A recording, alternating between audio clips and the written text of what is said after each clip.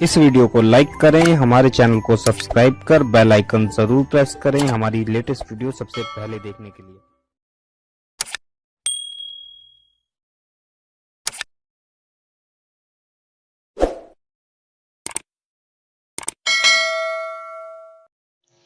और अगर वो लिबास में मस्तूर हो तो वो खूबसूरत दिखाई देता है।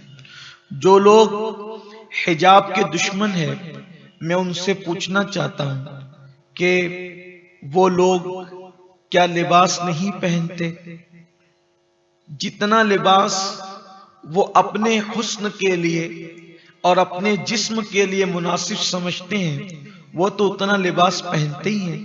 अगर वो उतना न पहने तो फिजिकली तौर पर उनके लिए नुकसान भी है और उनकी इज्जत के हवाले से भी नुकसान है।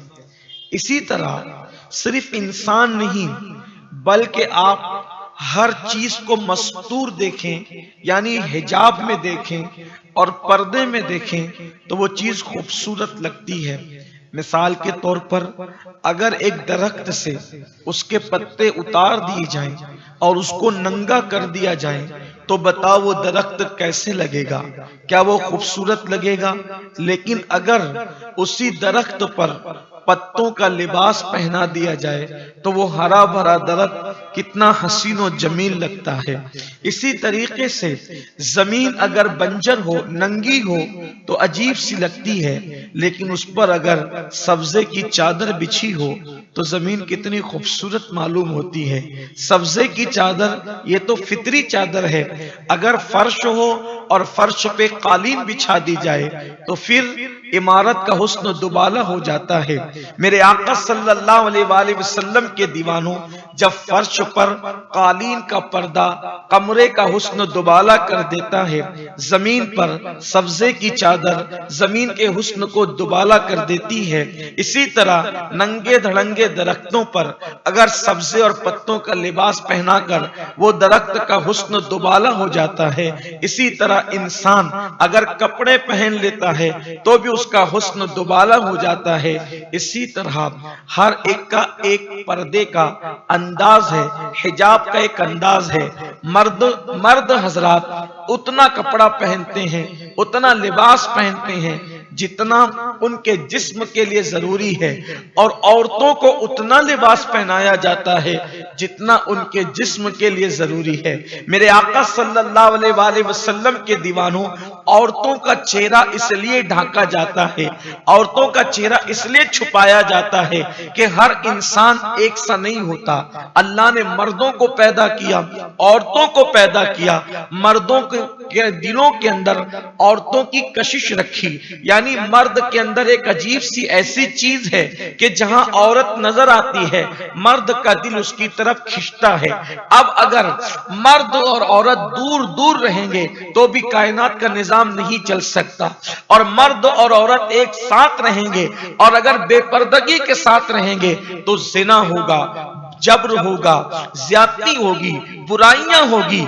मिसाल के तौर पर जिस माशरे में पर्दा नहीं, जिस माशरे में हिजाब नहीं, आप उस माशरे का जायजा लें। यूरोपीय ममालिक को आप देखें, यूरोपीय ममालिक के अंदर अल्लाह अकबर इस तरह के हालात हैं कि अल्लाह अकबर, वहां पर्दा नहीं है, वहां उरियानियत है, वहां बेपर्दगी है, वहां नंगापन है, और फिर हालात क्या हैं? अल्लाह अकबर, जिना इतना आम हो चुका है कि पार्कों में जिना हो रहा है, रास्तों में जिना हो रहा है, और जिना करने वाले मर्द और औरत को अगर कोई पुलिस वाला रोकने की कोशिश करता है तो उसको डांट पिला करके भगा दिया जाता है।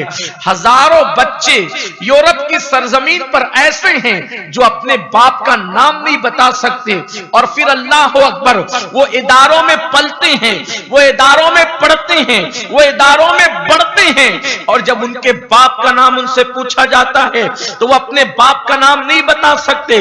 और फिर एक वक्त आता है जब वो जवान होकर किसी लड़की से शादी करते हैं तो तहकीक के बाद ये पता चलता है कि बाप का नाम न मालूम होने की वजह से, मां का नाम न मालूम होने की वजह से एक वक्त तो वो आता है कि कभी तहकीक के बाद ये खुलता है कि सगे भाई ने सगी बहन से शादी कर लिया, अल्लाह अकबर, बेटे ने मां से शादी कर लिया, खाला से भांजे ने शादी कर लिया। ये सूरत हाल है, ये बेपर्दगी की वजह से है। इसलिए कि जब बेपर्दगी होगी तो मर्द औरतों की तरफ बढ़ेंगे, औरतें मर्दों की तरफ बढ़ेगी, जिना और बेहयाई का आलम होगा।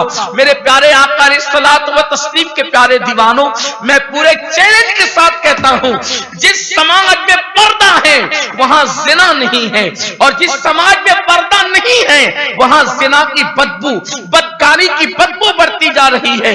लोग लाख इनकार करें, अल्हम्दुलिल्लाह आज भी पूरी दुनिया में मुस्लिम बच्चियां जिना से दूसरी बच्चियों के मुकाबले में महफूज है, इसलिए कि हमारे यहां पर्दा है। और एक बात आपको बताना चाहता हूं, मगरिब जो है वो पर्दे से इसलिए दूर करना चाहता है, मगरिब जो है इसलिए हिजाब से दूर करना चाहता है कि वो उरियानियत चाहते हैं, वो नंगापन चाहते हैं। मेरे प्यारे आका अलैहिस्सलातु व तस्लीम के प्यारे दीवानों, हमारे मजहब में, मजहब इस्लाम में हिजाब इसलिए है, पर्दा इसलिए है कि मर्द और औरत एक दूसरे से मुकम्मल दूर रह नहीं सकते, और अगर करीब रहें और बेपर्दा रहें तो मसाइल पैदा होंगे।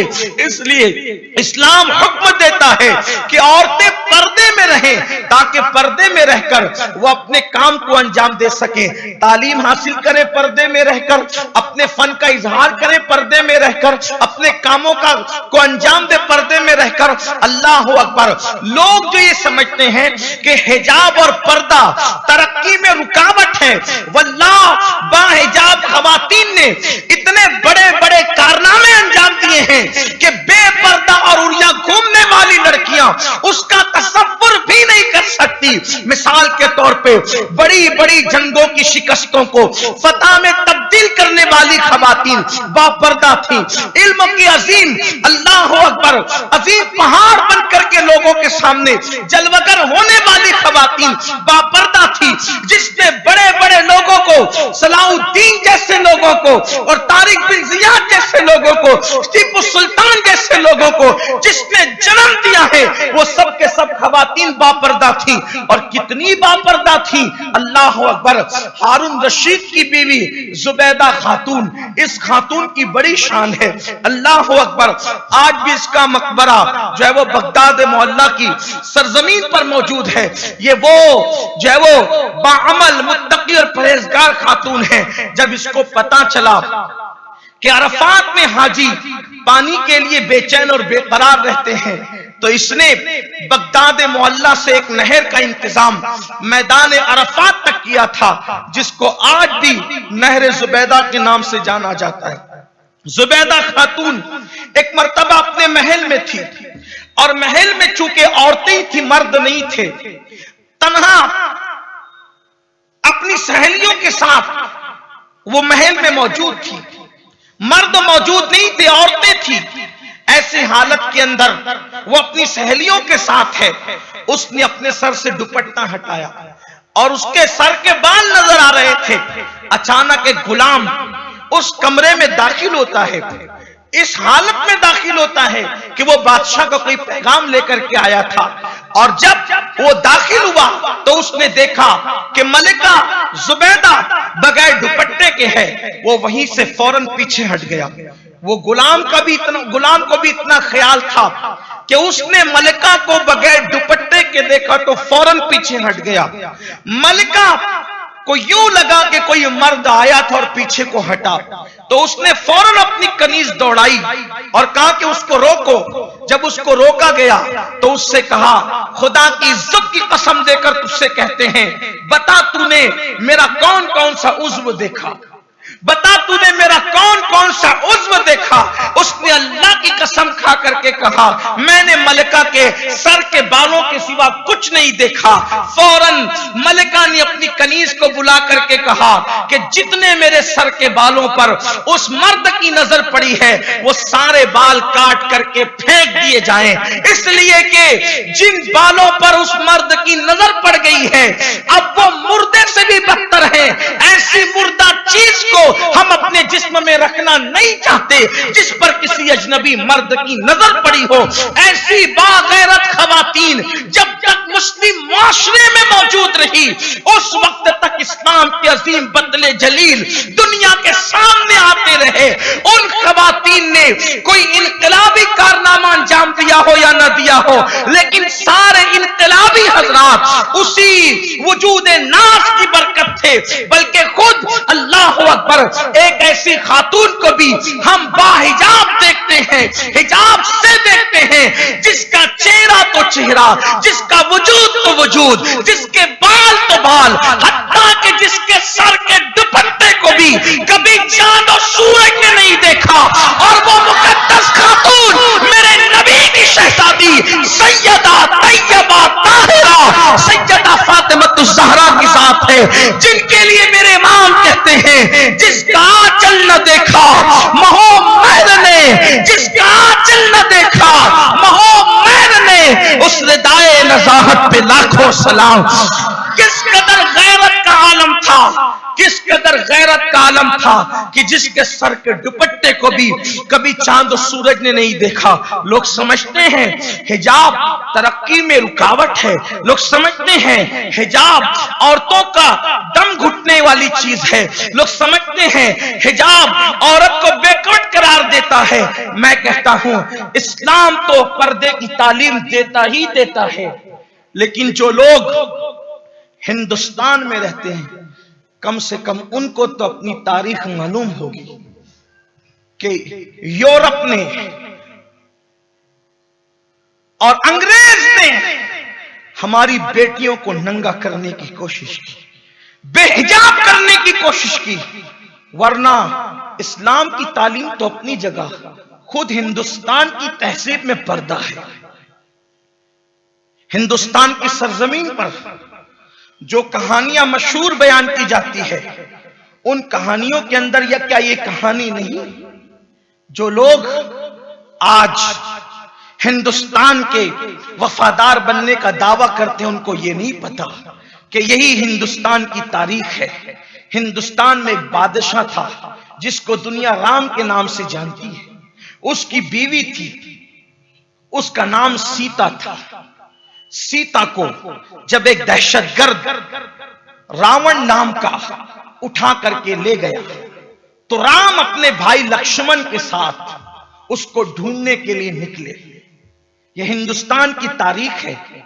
मुसन्निफ मुहर्रिर कहां तक इंसाफ करता है ये उसकी अपनी जिम्मेदारी है, लेकिन हकायक जो भी हों ये बात तो हिंदुस्तान में बयान की जाती है। सीता को जब रावण उठाकर ले गया और ढूंढने के लिए राम निकले अपने भाई लक्ष्मण के साथ, तलाश करते करते फिरते फिरते जब एक मुकाम पर पहुंचे तो कहीं पर सीता का हार मिला, कहीं पर सीता के कान की बालियां मिली, कहीं पर सीता के हाथों के कंगन मिले। राम उठाते रहे, आगे बढ़ते रहे। यह निशानी थी कि सीता कहीं मौजूद है। सीता जिस वक्त उठाकर ले जाने वाला ले जा रहा था तो कहीं अपने गले का हार, कहीं अपने कान की बालियां, कहीं अपने हाथों के कंगन वो डालती रही। क्यों? उसे यकीन था कि कोई ढूंढने वाला आएगा तो इन निशान पर चल करके वो मुझे तलाश कर लेगा। जब हार देखा, राम की बीवी थी, राम ने पहचान लिया ये सीता का हार है। का बालियां देखी, राम ने पहचान लिया सीता की बालियां हैं। कंगन देखे, राम ने पहचान लिया कि सीता का कंगन है। लेकिन जिस वक्त पाजेब की बारी आई तो लक्ष्मण ने अपने भाई राम से कहा, भैया ये तो भाभी का पाजेब है, ये तो भाभी का पाजेब है। मौर्रिक लिखता है कि लक्ष्मण से पूछा गया कि तुमने अपने भाभी का हार नहीं पहचाना, तुमने अपनी भाभी की कान की बालियां नहीं पहचानी, तुमने अपने भाभी के कंगन नहीं पहचाने, तुमने अपने भाभी के पाजेब ही कैसे पहचाने। हालांकि भाभी का हार भी तो पहचाना जा सकता था, भाभी की कान की बालियां भी तो पहचानी जा सकती थी, भाभी के हाथ के कंगन भी तो पहचाने जा सकते थे, लेकिन तुमने कुछ नहीं पहचाना, पाजेब भी क्यों पहचाना। तो लक्ष्मण ने अपने भाई राम से कहा कि मैंने अपने भाभी के पाजेब के पैरों के सिवा उसके पूरे वजूद को कभी नहीं देखा था।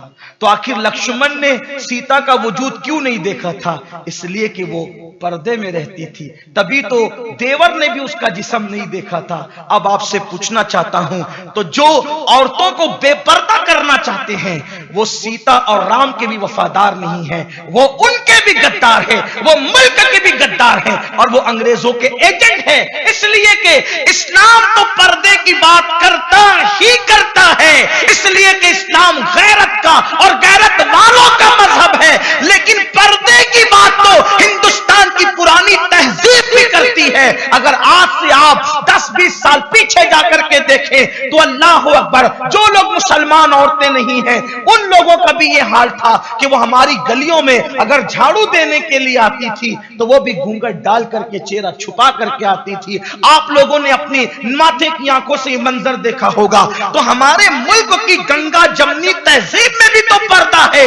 अगर आज लोग पर्दे की मुखालफत कर रहे हैं तो हिंदुस्तान की गंगा जमनी तहजीब की भी मुखालफत कर रहे हैं। लेकिन अल्हम्दुलिल्लाह हिंदुस्तान की मिट्टी में हया है, गैरत है, हिंदुस्तान की मिट्टी के अंदर जो है अल्लाह अकबर औरतों के साथ मोहब्बत है, उल्फत है, प्यार है। कभी भी हिंदुस्तान की सरजमीन पर हिंदुस्तानी औरतों के साथ कभी जुल्म नहीं हो सकता। अल्लाह अकबर, अगर आज लोग हिंदुस्तान की किसी बच्ची के को बेनकाब करना चाहते हैं तो वो सिर्फ इस्लाम का मजाक नहीं उड़ा रहे हैं, हिंदुस्तान की पुरानी तहजीब का मजाक उड़ा रहे हैं। लेकिन मैं उस बच्ची को सलाम करता हूं कि दर्जनों गुंडे एक तरफ चीख रहे हैं और वो बच्ची पर्दे की पाबंदी के साथ सैयदा ज़ैनब का किरदार लोगों के सामने पेश करके बता रही है कि अब भी करबला का वो पैगाम न मुसलमान मर्दों ने भुलाया है, न मुसलमान